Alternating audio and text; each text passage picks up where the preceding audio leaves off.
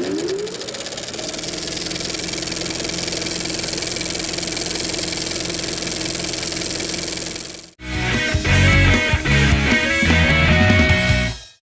to 5 Frames From. Today we're talking about Skyfall, the 2012 Bond film directed by Sam Mendes. Now this film is relevant to students studying both media studies and film studies, so hopefully something for everyone in this presentation. Skyfall is the first Bond film directed by Sam Mendes.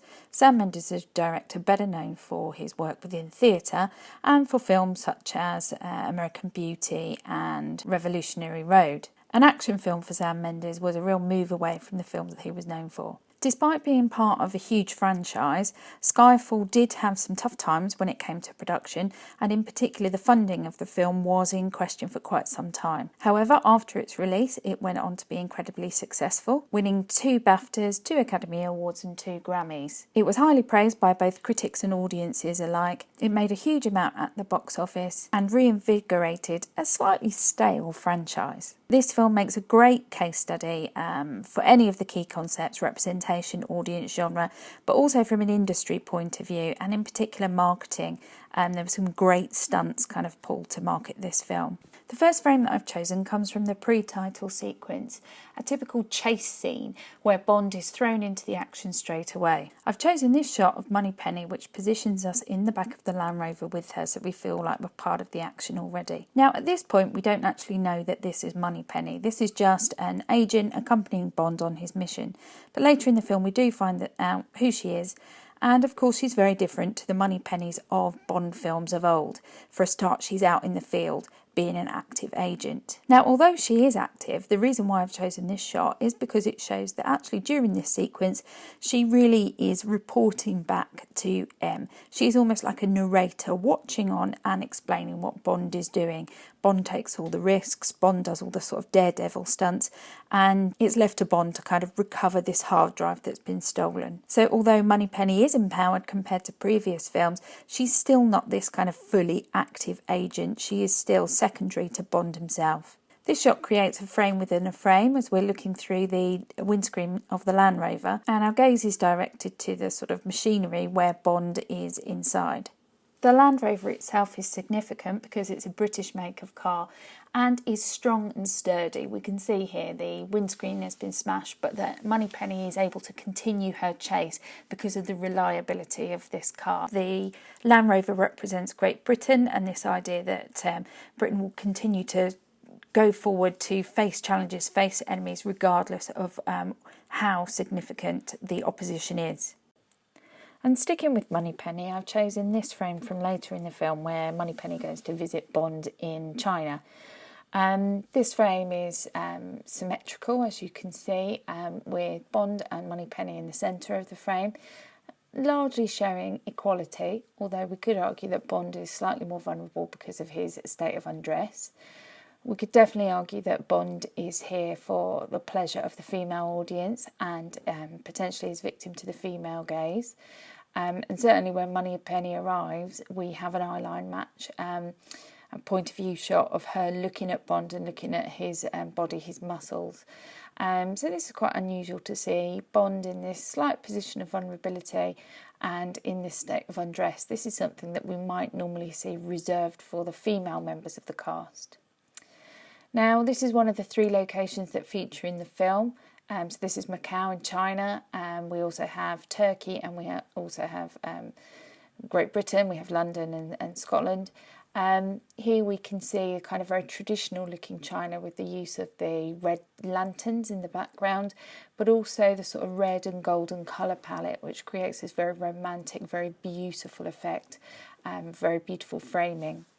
One of the reasons why I've chosen this shot is because it reminds me a little of later on in the film when Bond meets Silver, and Silver suggests that he's sort of sexually attracted to Bond.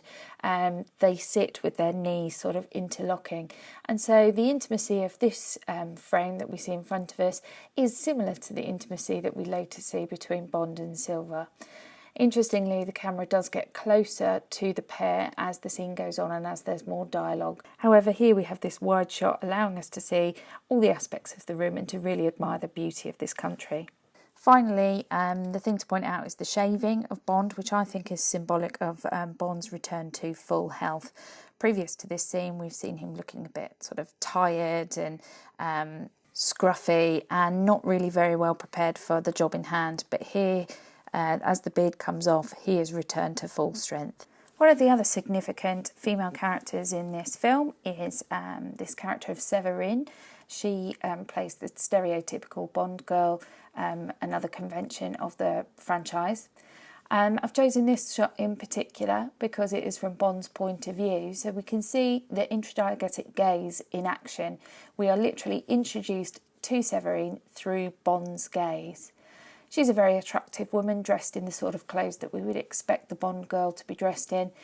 What we don't see here is her vulnerability, which we see later when she talks with Bond about Silva. Overall, Severine is a fairly disposable character who doesn't appear on screen for very long. She's there to provide glamour, looked atness, as Mulvey would say, but is discarded fairly quickly. Notably, both Bond and Silva use Severine for sex, showing their similarities and some complexity of character. Equally, it shows the simplicity of Severine's character. She is the typical Propian princess who needs rescuing and relies on two different male characters to rescue her, neither of whom are successful. So here we come to my fourth frame, and as I said, the characters of hero and villain are more complex in Skyfall than they are in other Bond films.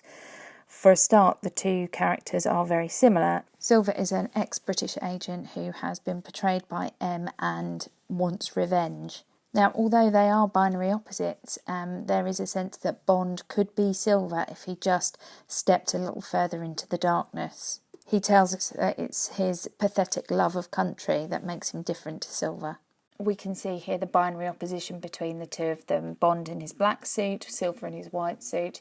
Silva with his unnatural-looking blonde hair, which perhaps is an intertextual reference to other Bond films like the character of Max Zorin in A View to a Kill. The use of the shallow focus here, I think, really creates a very nice shot composition. But in the background, we can still recognise this computer equipment, these mainframes, all of these wires and so on, which just goes to show the scale of the threat that Silva poses. This over-the-shoulder shot with the two characters equally sized in the frame does show their similarity as agents. The final shot that I've chosen is this medium close-up of Bond with M. We can see M just about in the foreground of the shot. She's just died, spoiler, and here Bond is closing her eyes. Now, the reason I've chosen this shot is because it shows, again, the development of Bond as a character. Throughout the film, M is referred to as mother by Silva, whereas Bond calls her bitch.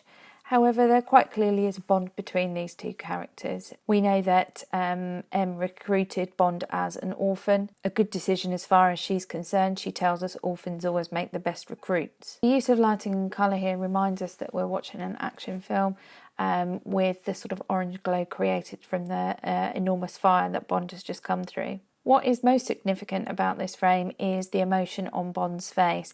You can't see it very clearly, but there are a few tears. He's genuinely upset at the loss of M, who has been probably the most significant female in his life. This representation of Bond is something that we don't see in other Bond films, which reinforces the idea of Skyfall as doing something slightly different and refreshing this franchise.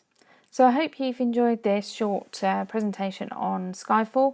Once again, there's much more to say about each of these 5 frames and many more frames that you could choose to talk about. Do feel free to post your own suggestions for frames below. Thanks for listening. Bye.